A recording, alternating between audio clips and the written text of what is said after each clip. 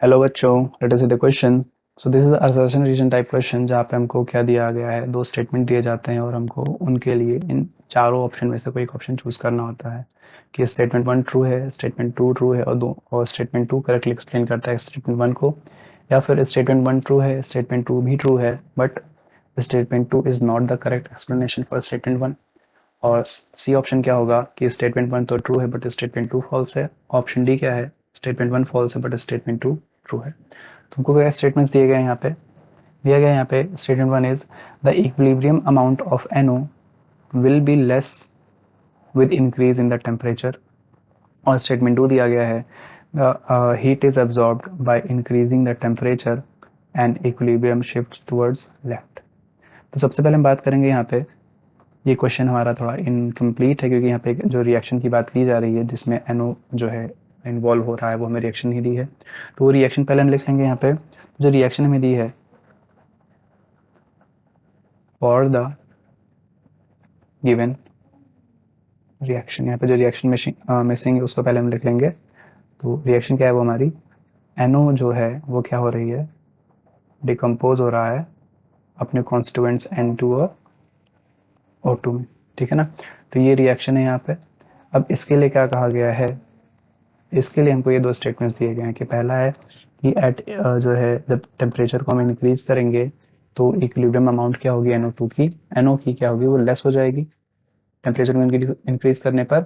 और statement to कह रहा है कि जो हीट एब्जॉर्ब होगी टेम्परेचर इंक्रीज करने पर वो इक्विलिब्रियम को लेफ्ट साइड में शिफ्ट कर देगी, ठीक है। तो यहाँ हम देखें, सबसे पहले हम देखेंगे यहाँ पे क्या कि जो रिएक्शन है ये किस टाइप की रिएक्शन है, क्योंकि हमको क्या पता है जो इफेक्ट ऑफ टेम्परेचर होता है, इफेक्ट ऑफ टेम्परेचर की अगर बात करें तो जो रिएक्शन है दो तरह की होती है। एक हमारे पास एंडोथर्मिक रिएक्शन होती है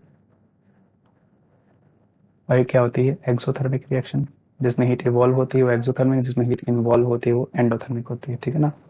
तो अगर एक्सोथर्मिक और एंडोथर्मिक की हम बात कर रहे हैं तो यहाँ पे इफेक्ट ऑफ टेम्परेचर कैसा होता है, एंडोथर्मिक के लिए क्या होता है कि जो हाई टेम्परेचर है, हाई टेम्परेचर होगा तो क्या होगा, रिएक्शन कहाँ जाएगी, रिएक्शन फॉरवर्ड डायरेक्शन में जाएगी, रिएक्शन फॉरवर्ड डायरेक्शन में प्रोसीड करेगी, ठीक है ना। रिएक्शन फॉरवर्ड डायरेक्शन में प्रोसीड करेगी। और अगर हम कहें एक्सोथर्मिक होगी तो अगर इसमें हम टेम्परेचर इंक्रीज करेंगे, इसमें क्या होगा, हाई टेम्परेचर क्या करेगा, it favours backward reaction. Exothermic में क्या होता है, हाई टेम्परेचर क्या करेगा, बैकवर्ड रिएक्शन को फेवर करेगा। यानी कि यहाँ पे हम ऐसे बोल सकते हैं कि एक्सोथर्मिक में रिएक्शन को फॉरवर्ड ले जाने के लिए क्या करना पड़ेगा, टेम्परेचर लो रखना पड़ेगा। यानी कि हमें बोलेंगे कि low temperature favours forward reaction. और एंडोथर्मिक में क्या था, high temperature favours forward reaction.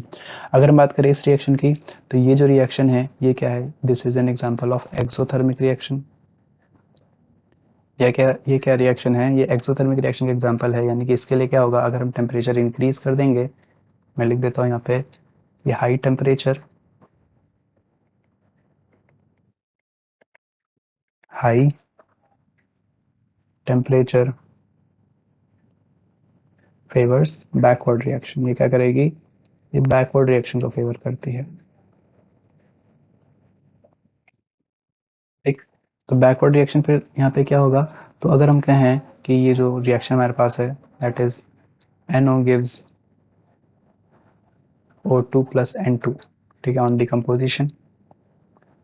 तो यहाँ पे क्या हो रहा है, इसको मैं ठीक है ऐसा लिख लिया मैंने। तो अगर मैं क्या कह रहा हूँ यहाँ पर कि अगर मैं रिएक्शन का टेम्परेचर इंक्रीज करूंगा तो क्योंकि ये एक्सोथर्मिक रिएक्शन है, एक्सोथर्मिक रिएक्शन है तो इसकी वजह से क्या होगा, जो रिएक्शन है शिफ्ट्स इन बैकवर्ड डायरेक्शन। रिएक्शन क्या होगी, बैकवर्ड डायरेक्शन में हो जाएगी प्रोसीड। और जब रिएक्शन बैकवर्ड डायरेक्शन में जाएगी, रिएक्शन जब बैकवर्ड डायरेक्शन में जाने लगेगी तो जो कंसंट्रेशन होगा NO का वो इंक्रीज होगा। तो दिस इंप्लाइज यहाँ पे क्या होगा, जो इक्विलिब्रियम अमाउंट है ऑफ NO विल इंक्रीज, ये बढ़ जाएगा, ठीक है। और स्टेटमेंट वन में क्या लिखा है कि equilibrium amount of NO will be less with increase in temperature. यहाँ पे तो उल्टा लिखा है, टेम्परेचर बढ़ाएंगे तो कम हो जाना चाहिए, यहाँ उन्होंने लिखा है, और हमारा क्या हो रहा है, टेम्परेचर बढ़ाने पर कंसंट्रेशन भी NO की क्या हो रही है, बढ़ जा रही है, तो स्टेटमेंट 1 तो हमारा क्या होगा, इनकरेक्ट हो जाएगा। ऑन द अदर हैंड क्या लिखा है यहाँ पे कि स्टेटमेंट 2 में लिखा है heat is absorb by increasing the temperature and the reaction and the equilibrium shift towards left. तो ये स्टेटमेंट बिल्कुल करेक्ट है। एक्चुअल में यहाँ पे क्या होता है, जब हम टेम्परेचर इंक्रीज करेंगे तो रिएक्शन मिक्सचर में हीट आएगी, रिएक्शन मिक्सचर में क्या आएगी, हीट आएगी, जो एक्स्ट्रा हीट आएगी रिएक्शन मिक्सचर में, जो हीट प्रोड्यूस होगी, this heat will be absorbed, पहले तो इसको अब्सॉर्ब कर लिया जाएगा, ठीक है, ये क्या होगी, अब्सॉर्ब होगी, एंड रिएक्शन विल